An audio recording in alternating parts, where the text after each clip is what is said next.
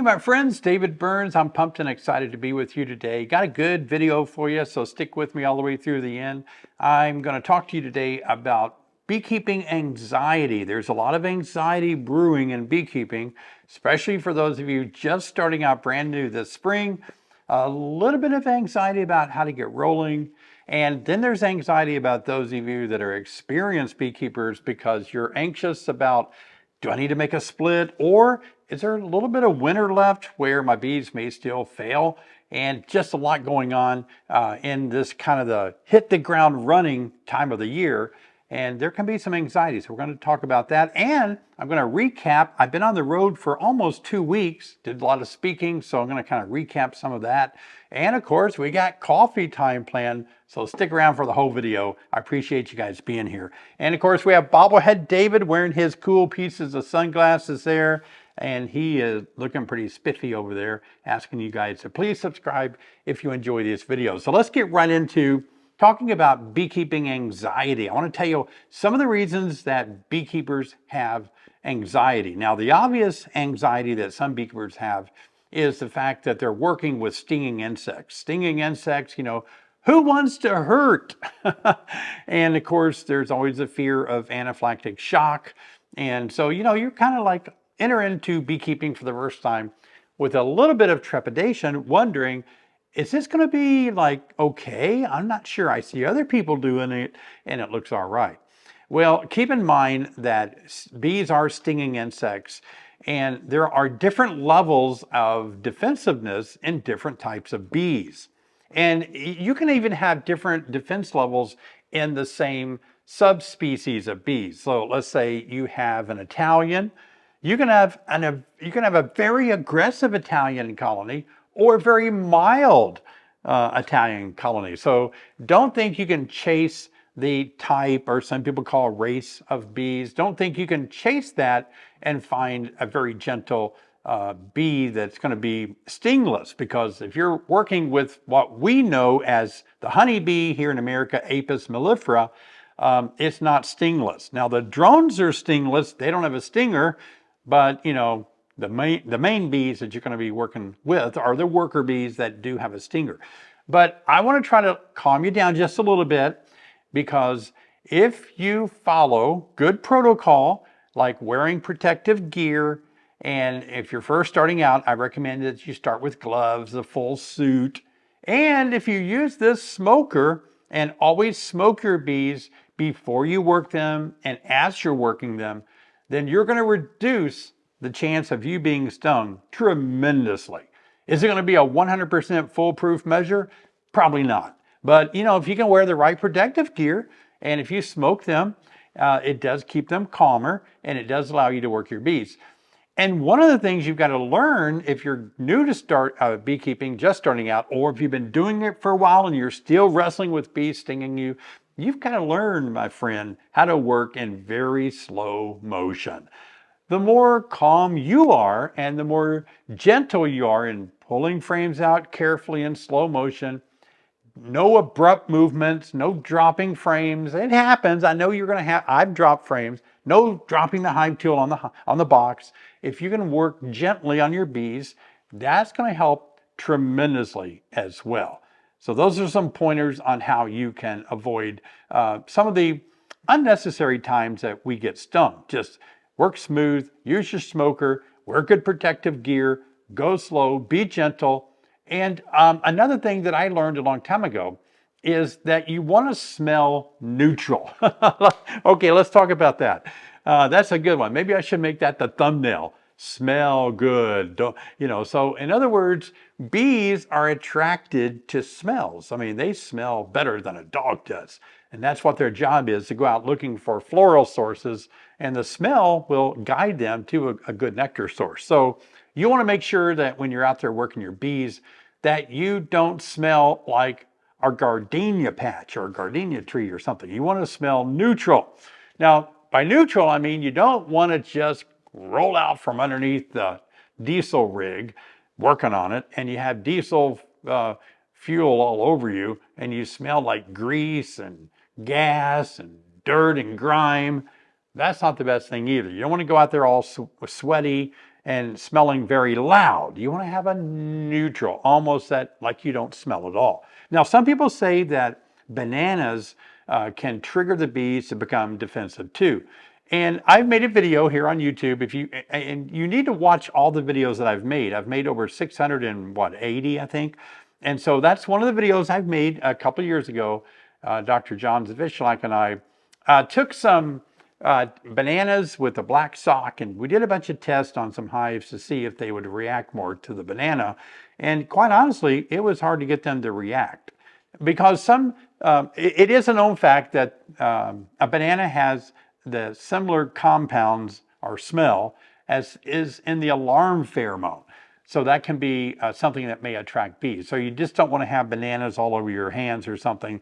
I really don't think if you eat a banana, and I've eaten bananas and gone out there and worked my hives, I don't see any big deal about it. But if you have a very defensive colony and just they get defensive by a drop of a hat like that, maybe don't eat bananas. Don't do anything wrong. You got to go out there and be perfect. You don't want to rile them up. But if you got a nice colony, you can get away with it. Another anxiety that new beekeepers have, and even experienced beekeepers, is I'm going to do it all wrong and I'm going to kill my bees. I don't know what to do. I know I'm going to make a mistake. How do I avoid making mistakes? The only way to avoid doing it wrong or making the occasional mistakes is not do it at all. I mean, let's face it, we've all made mistakes. Those of us that have been beekeeping a long time, and I've almost got 30 years under my belt, I've made a ton of mistakes, and I've learned. The reason I don't make mistakes so much now is because I made them all a long time ago. But I made them. I'm just better at not making so many anymore. And I'm quantifying this as meaning that I still make mistakes too. It's okay. So lower your expectations that things have to go perfect. You will make mistakes. That's a learning process. I know you want to minimize them. That's good. Good for you. You minimize your mistakes by being well educated beforehand. Learn bee biology as best you can. So when you open a hive, you understand the anatomy of the hive, the woodenware. You understand the anatomy of the colony, the bees. And so you just know how to handle them better. Now, experience does give us a big edge on not making so many mistakes. And that's going to be something you're going to learn just by getting there, getting in the hive and doing it. But lower your expectations and realize it's not the end of the world when you make a mistake. It's not. It's okay. Now, when I was in Nevada just a few days ago, actually. Oh, by the way, this is my second time to go out to the state conference in Nevada, just outside of Reno. I'm telling you what, I am in love with these people in that area. The beekeepers are just so kind to me. And I was out there with Dr. David Tarpey, Dr. John Zavishlak, Garrett Slater, and just great speakers. And I had so much fun. Steve Jimenez from Hives for Heroes, we hung out together a lot. And we had so much fun just talking as speakers, spending time after the conference and at the conference talking with each other. I learned so much just by sharing with great speakers. And we're all good friends. We've known each other for a while. We speak together. And it was just a hoot. But I tell you, Debbie Gilmore and her husband Andy just do a fantastic job. And we got some gifts. I got this gift here. It's a hive tool with my name on it. Can see it a little bit there. Stainless steel hive tool with my name on it. That's pretty cool. And then as speakers, we got these little hives. Look at that. Debbie made these. And so they have a nice little top to them. And they have frames inside. Look at that. Nice little frames. Looks like it's 2 deeps. And it has frames in both deeps. Look at that. That's great, isn't it? Oh, I love those. Beautiful, beautiful. And so that was real sweet of them to do that. But I had so much fun. One night, the final night, I guess now it's been 2 nights ago, but I gave a talk on the most embarrassing or interesting things that has happened to me in beekeeping. And it was so funny. People were just having a ball listening to me reveal the stupid things I've done and the weird things that I've done, the funny things. But what was so good about it And what I was trying to convey in that talk, it was during the final meal, after the banquet and all, I gave the final talk. And what was so good, I was trying to come across it with humor, but I was also trying to teach everybody there. There was a lot of new beginners starting in the spring. I was trying to teach them it's okay to laugh at yourself. I know it's not so funny when it's happening, but you got to be able to laugh at yourself. Oh my gosh. And so I had a ball with that. So you're going to make mistakes. And I know at the moment you won't be able to laugh at yourself, but that's how we learn. Another big feeling of anxiety for a lot of you is, me too, I'm going to kill my bees. I don't know what I'm going to do. I may not be able to do it correctly. When do I feed? What if I don't feed them enough and they die? It's going to be all my fault. I killed my bees. Or, what if I don't give them enough room? And I don't know, there's just so much anxiety because they are an animal. They're in the animal kingdom. We love them. We appreciate them. We've studied. We've maybe taken classes, and now we're getting our bees. We want it all to go right. We don't want to be responsible for making such a big mistake that we kill our bees. And again, this can be mitigated by just having good knowledge on bees, good bee biology, good, you've got to be able to take a class. Now, I've got online courses. If you've still been putting that off, taking a course before your bees arrive, please take a course, because it will give you not only the knowledge, but it's going to give you the confidence. I mean, truth is powerful. When you get knowledge and you understand the truth of beekeeping behind why we do what we do, you're going to be able to handle your bees with greater confidence. And so you're not going to be so worried about killing your bees because you have the knowledge on how to not kill your bees. So that's really important. And the next one is similar to that. A lot of you are fearful about inspecting, working your bees, because things can go wrong during an inspection. So some of you might be thinking, I've never felt comfortable inspecting my hive. I've never felt comfortable finding the queen, or how do I know what I'm looking at? And again, this is all about getting that education under your belt before you get your bees, so that you have the confidence to go in there and not worry about doing your inspection wrong. Now, let me just jump right now and say, here's what I want to share about inspecting. I've made a ton of videos on inspecting your hive. I've got some very popular videos on hive inspection. So please look at my channel. And you can search my channel, David Burns Beekeeping Inspection, after this video. And you'll see tons of videos I've made helping you guys figure out how to inspect your hive.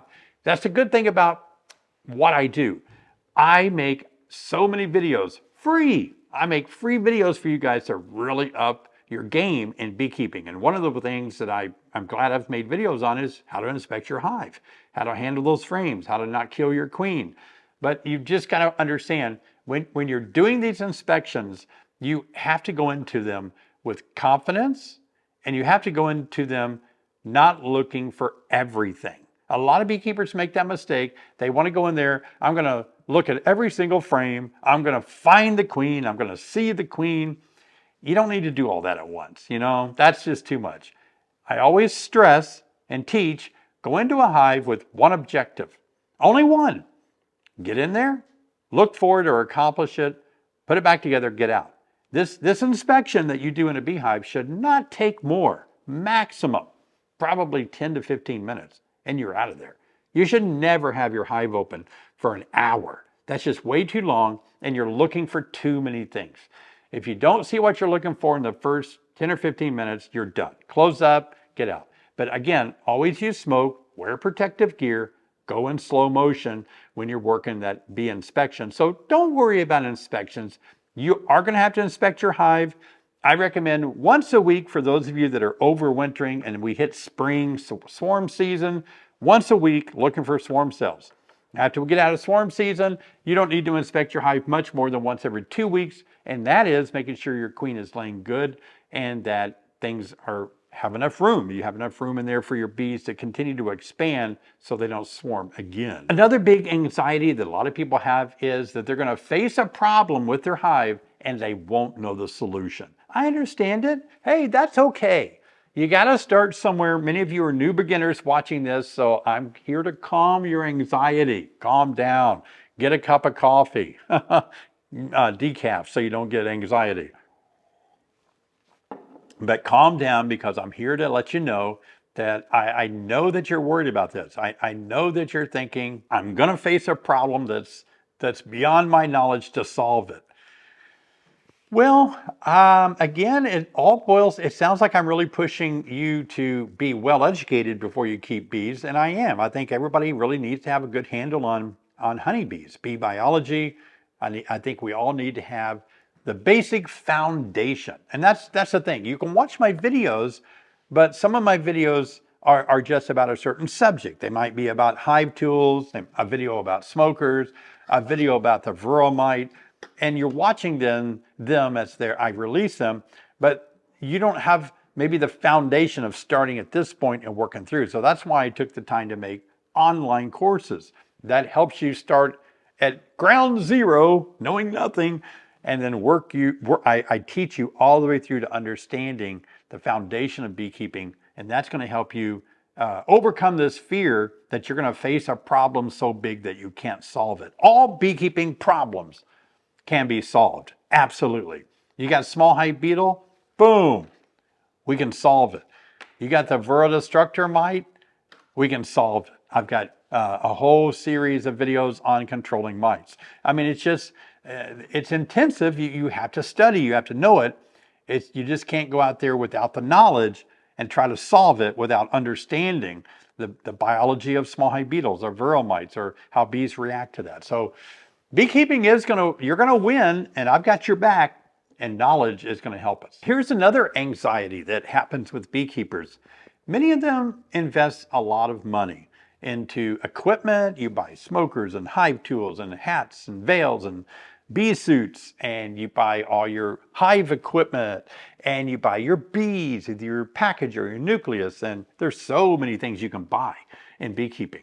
And we have to be careful, because I always say beekeeping is the salesman's paradise. People are coming out, companies are coming out with so many gizmos and gadgets. Some of those are very helpful, and probably some of those are unnecessary in all situations. How'd you like how I did that? So you have to really have some bee knowledge to know that some of these things may not be useful. Some of those might help you out. But just starting out, you got to have the hive, to put your bees in. You got to have your bees, you got to have a smoker, hive tool, protective gear. Those are the essential things that you need. So understanding that costs a lot of money, you might be have anxiety and fearing that you're going to waste all of your money if something goes wrong. And I get that. Beekeeping is not cheap. It really isn't. I think beekeeping is expensive. It's one of the more expensive hobbies. It really is. Sometimes people write me and they say, how much is it going to cost to keep bees? It's going to cost a lot. You're going to pay $150 for your package if you pick it up somewhere. You're going to pay probably, $300 for a hive now? The essential boxes to put the bees in, upwards of $300 or more for the hive, plus shipping probably. And then you're going to probably buy a $50 bee suit, a $10 hive tool, and just ching, that, what does that smoker cost? I don't know anymore. 20, $50. It's, these things just keep adding up. And the more things you need. And then as your bees expand and you have a swarm, you got to have another $300 hive to put them in.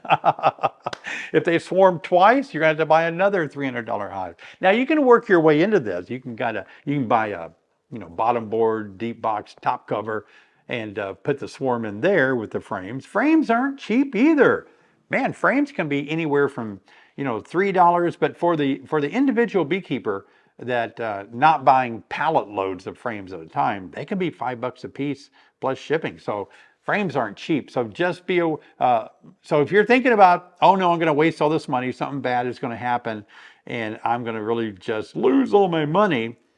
Well, you're going to be able to, even if your bees all die, like they die in the winter or something, you don't lose the investment of your smoker, hive tool, hat and veil, bee suits, all your boxes, your frames, all that. So you only lost $150 investment in your bees.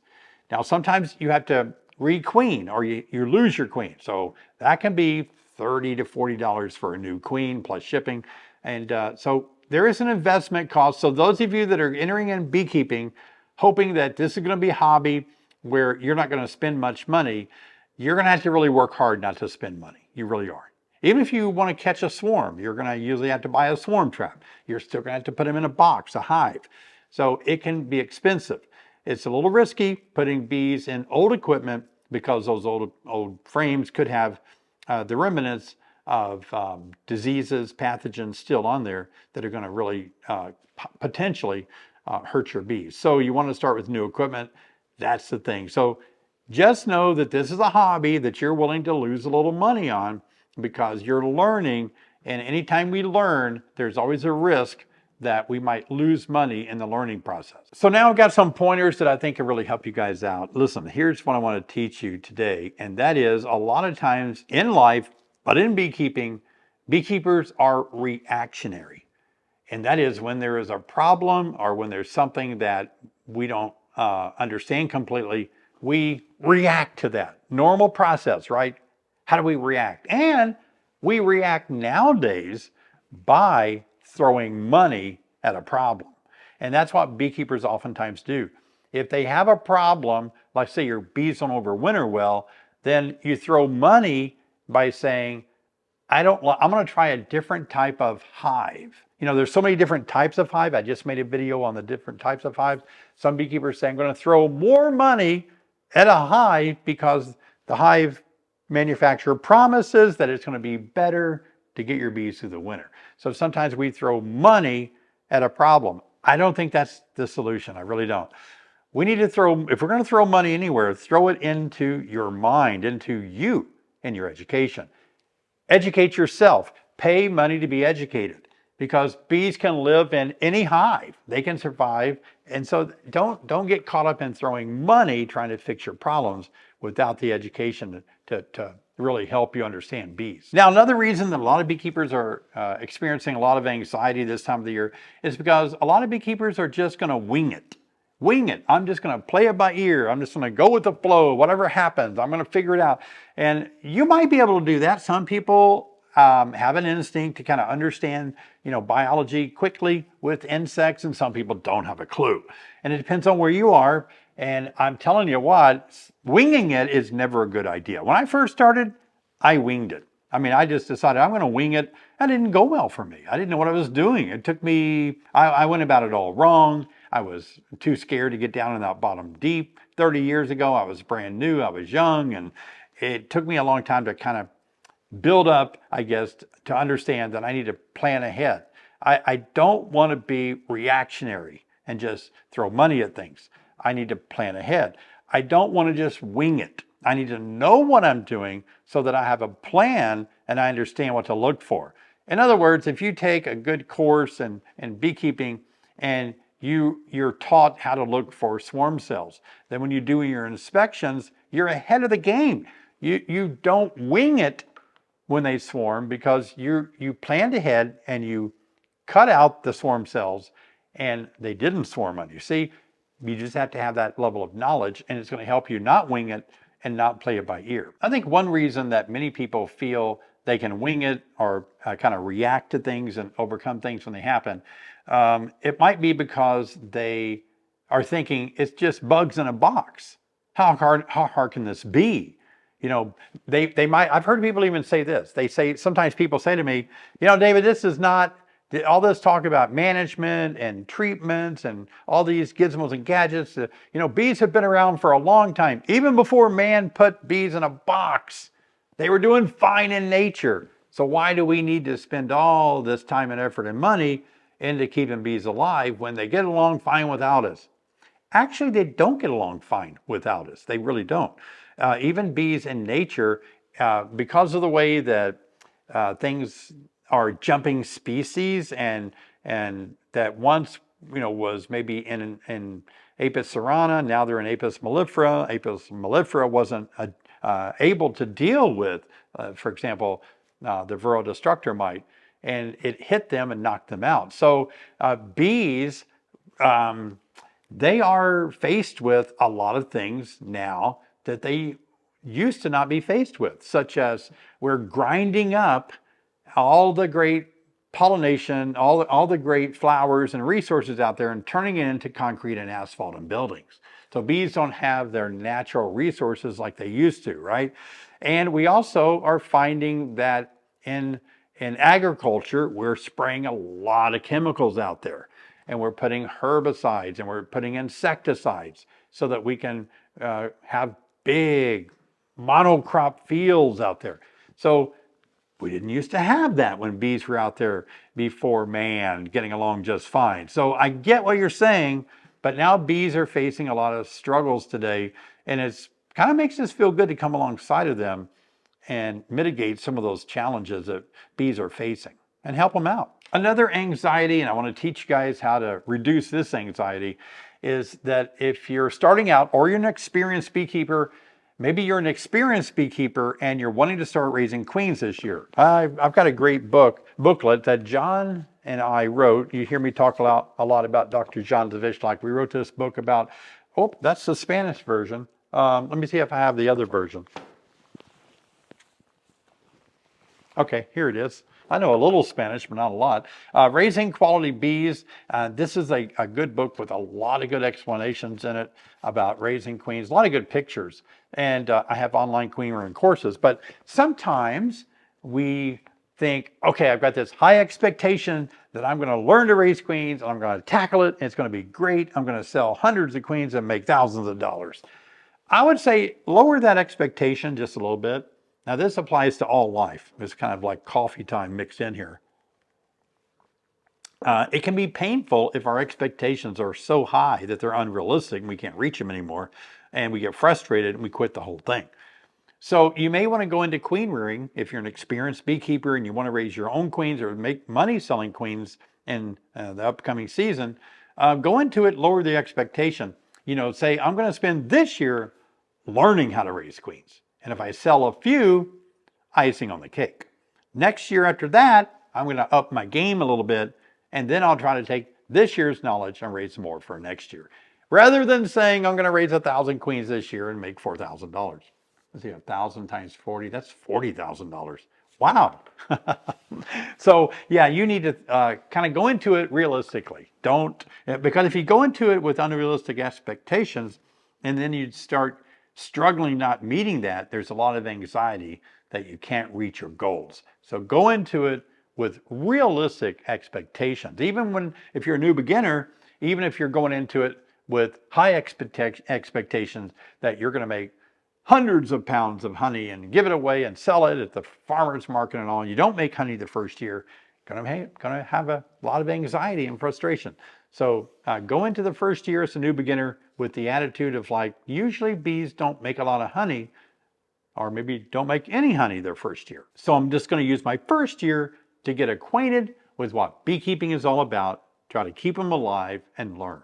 Next year, I've got drawn comb, so they're not going to have to put all that energy from consuming the honey into making wax. So I'll have a better chance at making more honey my second year.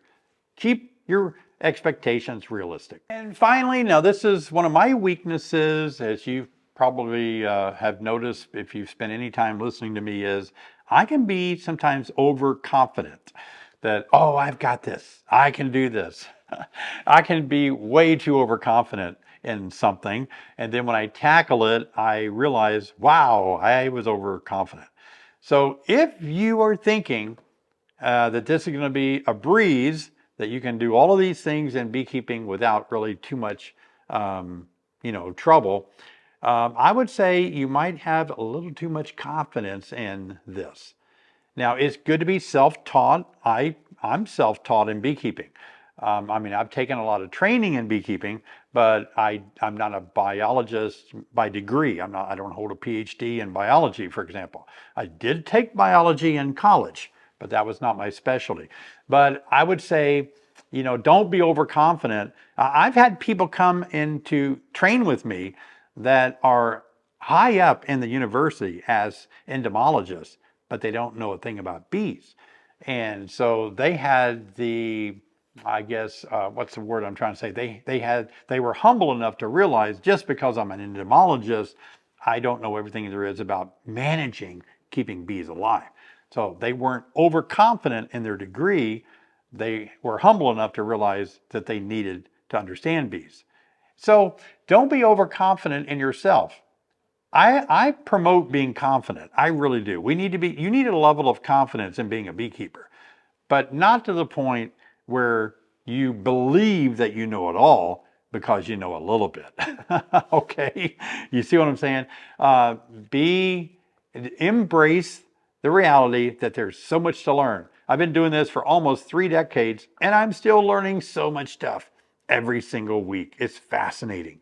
So you just got to jump in and get your feet wet, but be a little open to the fact. Don't think you know it all, and just be humble enough to learn from other people that have been doing it longer. Now, the final thing I want to say, did I say the last thing was final? Well, this thing will be final. The final thing that I want to share with you today is about you learning from other people. Now, this is something that is changing. Nowadays, we don't have mentors like we used to equal the amount of new beginners starting out.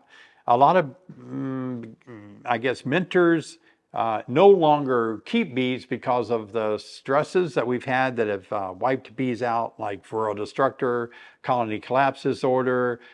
Some gave up beekeeping during the pandemic and all. But anyway, it's harder to find one-on-one, hands-on mentors that have years of experience that are willing to mentor you. And so I do a lot of remote mentoring through my mentorship programs. I have 2, a lot of you have been asking me about this. I thought I was going to get all this done by the first of the year, but my schedule really filled up. I think I've spoken 8 times now, and it's only the end of February. So I've been hustling a little bit. But here's what I want to share with you. Many of you know that I have operated Bee Team 6 mentorship beekeeping program for about 8 years now, where you can sign up and I help mentor you through email, through phone calls, and through text messages and all. We keep adapting that and changing that. So now we have changed that to where now we have a entry level for beginners or new people that are people that just want a smaller amount that they have to pay each month. So we have that, and then we have a very more in-depth mentoring program that's much more in-depth than I've ever done before. So we're getting those launched. I think they may be ready now. I'll leave a link right here. You can go read about them. But when selecting somebody to help you, you do really benefit from having a mentor. Now you might be lucky enough that you find a very experienced, very talented, skilled beekeeper in your club or area that has the time. So that's 2 things you need. You need to find somebody that has the experience, the talent, and the ability to teach you. And then that same person has to have the time to do it. So usually by the time somebody has that level of beekeeping, it's hard for them to really have the time to go one-on-one with many people. They might be able to do a few. But if you're lucky enough to find that person, good, that's great. That would be perfect. But if you can't, you live in an area or your schedule doesn't allow you to work with other people, that's why I have so much free content on YouTube to help you, but I also have services that you can sign up for where I can help mentor you. So whatever you do, understand that there's a lot of different types of ways that you can obtain content. And one of the ways is here on YouTube. I think YouTube is a great place for beekeepers to grab a lot of information, but we all know, I don't have to tell you this, that sometimes when you watch YouTube videos, you're watching very inexperienced beekeepers, or you're watching a beekeeper just tell about their day, what they're doing. All of those things may not be educational. They might be a vlog. It's not bad or wrong. I'm just saying you've got to understand. So choose your mentor well. You would benefit so much from either having a mentor one-on-one with you or a mentor that can be one-on-one remotely with you. Another way I like to help beekeepers is every Thursday night at 7 p.m. I have a live stream. I had to miss it last week because I was out in Nevada. I didn't have the internet connection in my hotel I needed, but I'm on every Thursday night. I'm looking forward to this Thursday night too. And another way that I like to help new beginners is Sherry and I wrote a book together called Backyard Beekeeping. Everything you need to know to start your first hive. A lot of people bought these books. I took some out to Nevada with me. These are helpful to help you get started in beekeeping, especially those that are just starting out and you feel like you don't know up from down. That's going to help you so much. Oh, and if you buy it from our website, Sherry and I autograph it for you. So keep that in mind. Here's a link right here for the book. I want to make a comment about my experience in working with beekeepers over the years and kind of tie it in to my recent road trip, working with different projects that I was on and working with beekeepers. And I've told you guys that I've been working with my good friend, John Zavishlak. We are writing a book together.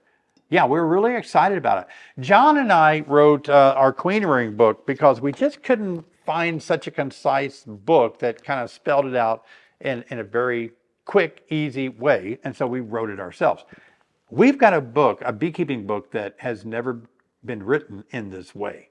We're combining simplicity of beekeeping backed up with illustrations, with a lot of science references, because, you know, a lot of times you hear people say things, but you don't have any reference to, is that really true? But we're going to backing up with scientific sightings. And so we are working our tails off on this book. So that's really good. John has been great to accommodate me at his house with Vera and his children. And I've just been staying there working on this book for many days upon a time. Done that twice now.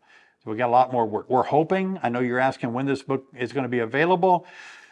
I don't know. We're working hard on it. It's taking a lot out of us. It's grinding up a lot of time. We would love to get it done this year, toward the end of the year. That would be ideal. But lowering my expectations a little bit. If it gets pushed into next year, that's going to be okay. But we'll work as hard as we can. So be looking for that, guys. I think you're going to really enjoy that. Now, the other thing I want to share with you, beekeeping really does open up an opportunity for us to be able to really appreciate other beekeepers and hang out with them and enjoy them. When I was in Nevada, I spent a lot of time with David Tarpey from North Carolina, and many of you know him. If you don't, you should see his work that he does. A brilliant scientist, has been forever in beekeeping. And then I was also with Steve Jimenez. He is just got a great personality with Hives for Heroes. I'm going to have him on our live stream pretty soon. And others. I could go on naming all of them. They were all, Garrett Slater was there and others. But I think that one of the takeaway messages was that it was the audience, it was the beekeepers there that I really connected to, because when you start looking beyond just solving your own beekeeping problems and you start investing more time and energy into knowing people and appreciating people, it makes life much better. Now, I know a lot of you may not have a ton of friends, you know, you might be struggling with loneliness, or you may not have a lot of help in your beekeeping hobby, but it's a good place to start by meeting somebody that is already doing bees, somebody that you can relate to. And I take responsibility of knowing too that you're watching these videos and I'm a support for you. I'm someone who supports you. So no matter where you're at in beekeeping or in life, I want to kind of pump you up. I want to motivate you. I want to give you I want to be enthusiastic. I want to be somebody that can prop you up and let you know that people are so valuable. And I said this to somebody, and I said it before I talk before I think sometimes.